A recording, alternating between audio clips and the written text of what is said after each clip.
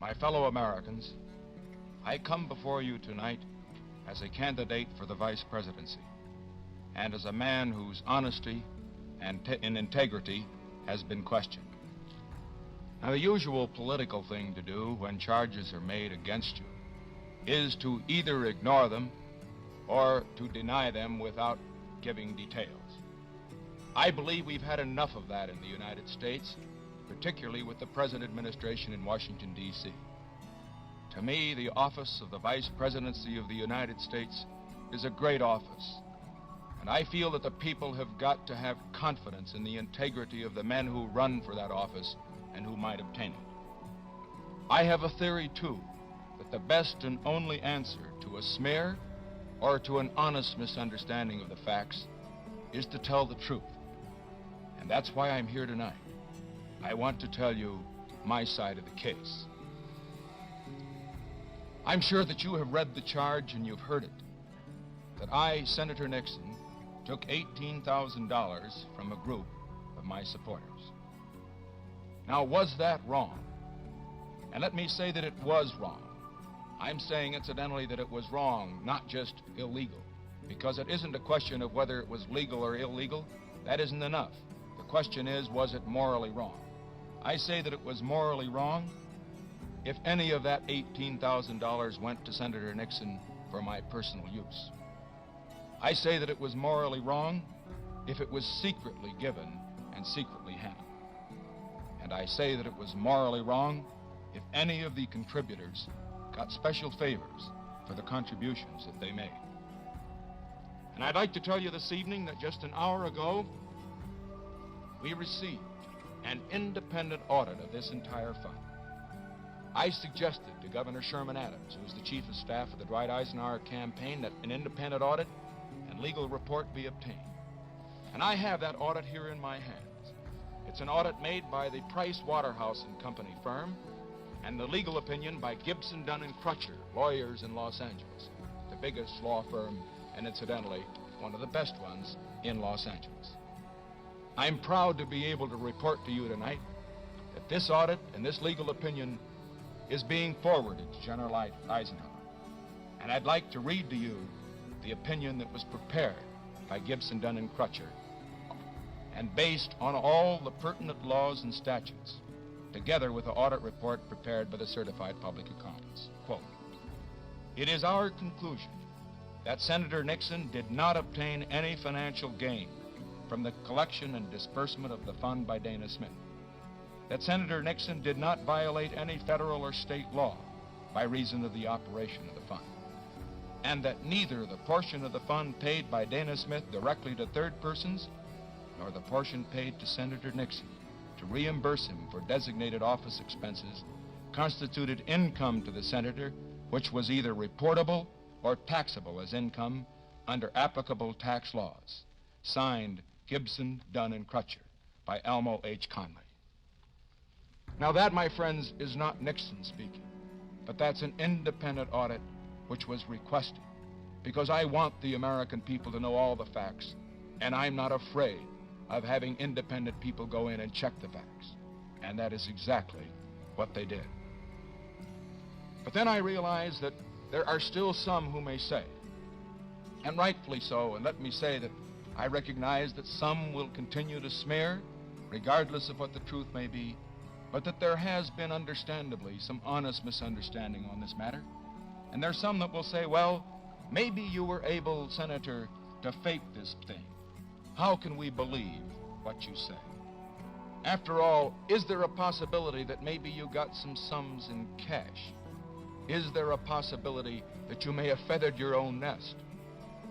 And so now what I am going to do, and incidentally, this is unprecedented in the history of American politics, I am going at this time to give to this television and radio audience a complete financial history.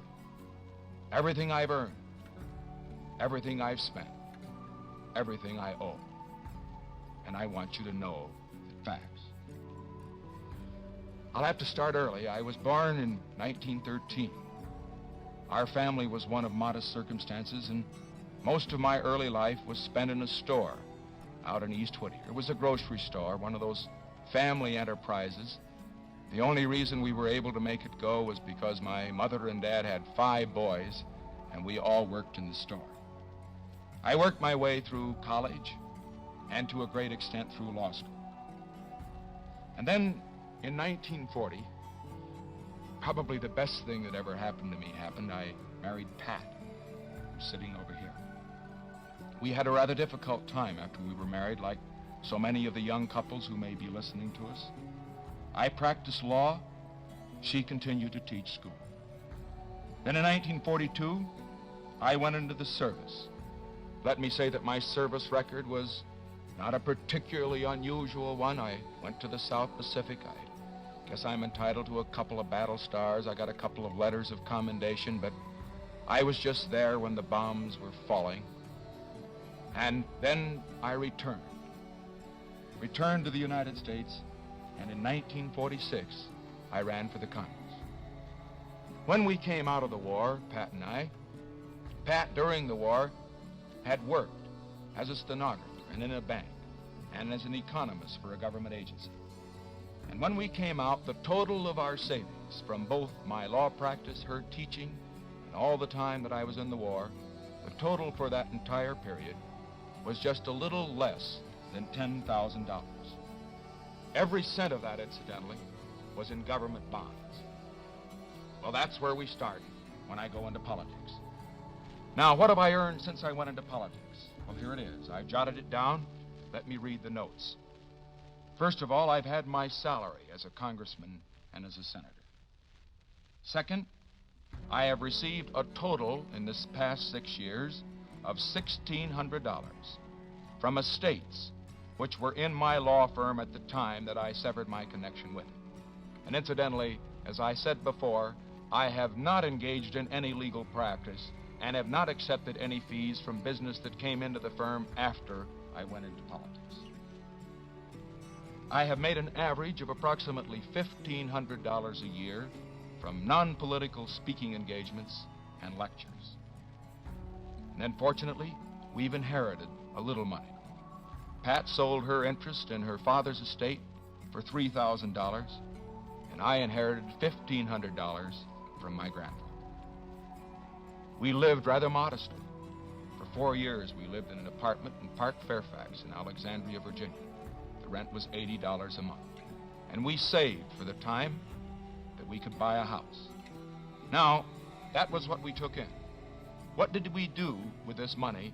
What do we have today to show for it? This will surprise you, because it is so little, I suppose, as standards generally go of people in public life.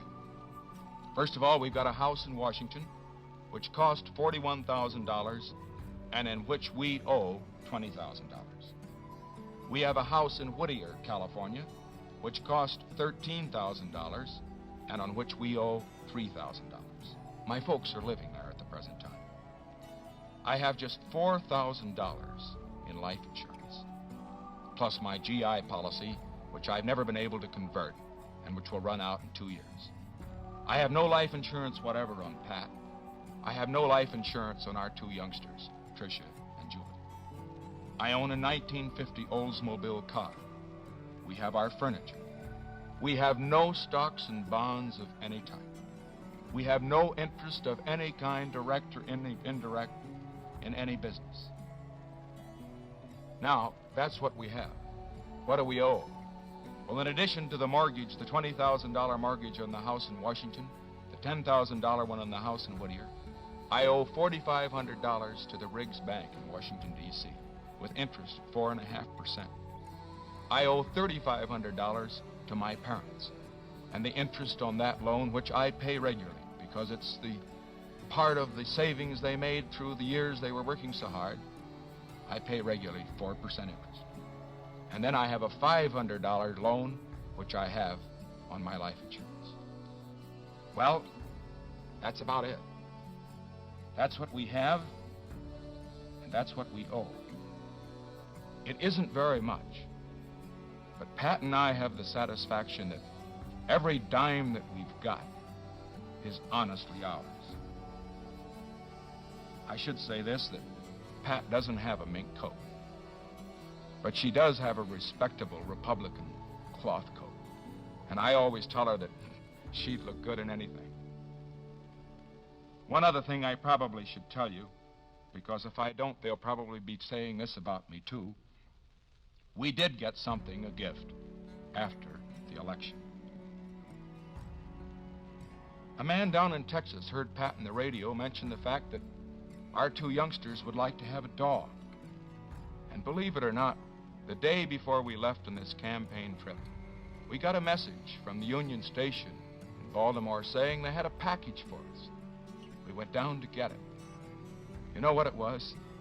It was a little Cocker Spaniel dog in a crate that he'd sent all the way from Texas. Black and white, spotted.